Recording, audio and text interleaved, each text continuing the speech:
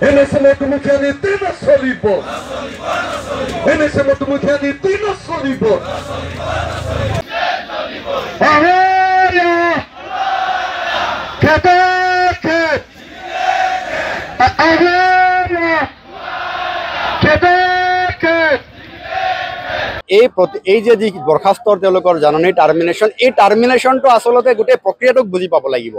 এই টাৰ্মিনেশ্যন প্ৰক্ৰিয়াটোৱে আমাৰ আটাইতকৈ যিটো দুৰ্বল বিন্দু মানুহৰ জীৱনৰ আটাইতকৈ যিটো দুৰ্বল বিন্দু যে মানুহে এসাঁজ খাই জীয়াই থাকিব লাগিব, মানুহে জীয়াই থাকিবলৈ এসাঁজ খাদ্য লাগিব। এই যে খাদ্যত যদি তেওঁলোকে আঘাত কৰিব পাৰে, আজি অতি দুৰ্ভাগ্যজনক কথা তেওঁলোকে আমি যোৱা মাহতো প্ৰতিবাদ কৰা নাছিলোঁ, আমি যোৱা মাহতো কৰ্মবিৰতি কৰা নাছিলোঁ, কিন্তু আজি 8 তাৰিখ হৈ গ'ল। আজি যোৱা মাহৰ কামৰ পইচা কিয় আমাক আজিলৈকে নিদিলে? আজি 8 তাৰিখ হৈ গ'ল, আজি আমি কামৰ পইচা পাব লাগিছিল। আমাৰ এই কামৰ পইচা কিয় তেওঁলোকে বন্ধ কৰিলে?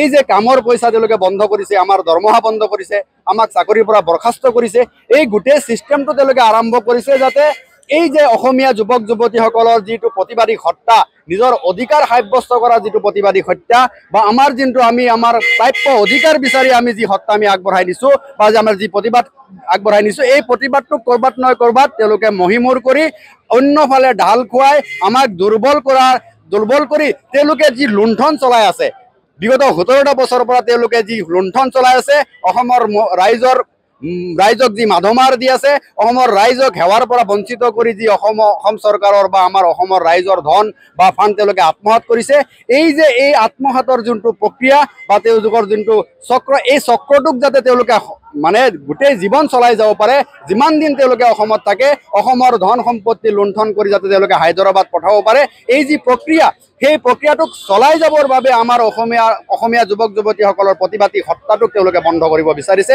তেওঁলোকে ৰোধ কৰিব বিচাৰিছে। কিন্তু আপোনালোকৰ যোগেদি এই প্ৰতিবাদস্থলীৰ পৰা সেইসকল ব্যক্তিক আমি সকীয়াই দিব বিচাৰিছোঁ। আপোনালোকে এনেকৈ নাখাই নামাৰি আমাক নোখোৱাকৈ যদি আপোনালোকে ভাবিছে অসমীয়া যুৱক যুৱতীৰ প্ৰতিবাদী সত্তাক আপোনালোকে ধ্বংস কৰিব, সেইটো আপোনালোকে মূৰ্খৰ ৰাজ্যত বাস কৰিছে।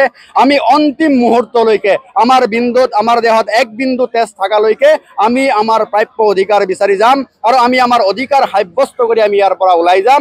তাৰ বাবে গণতান্ত্ৰিকভাৱে যি পৰ্যায়লৈকে আমি যাব লাগে, সেই প্ৰত্যেকটো পৰ্যায়লৈকে বা অন্তিম পৰ্যায়লৈকে যিমানখিনিলৈকে আমাৰ ভাৰতৰ সংবিধানে আমাক অধিকাৰ দিছে, ভাৰতৰ গণতন্ত্ৰই যিমানখিনি আমাক যিটো লিমিটেশ্যন দিছে, সেই লিমিটেশ্যনৰ অন্তিম সীমালৈকে আমি ইয়াত থাকিম আৰু আমাৰ প্ৰাপ্য আৰু অধিকাৰ সাব্যস্ত নকৰাকৈ আপোনালোকৰ যি লুণ্ঠন, আপোনালোকৰ যি অত্যাচাৰ, সেই লুণ্ঠন আৰু অত্যাচাৰ বন্ধ নোহোৱালৈকে কিন্তু আমি এই প্ৰতিবাদস্থলীৰ পৰা উঠি নাযাওঁ।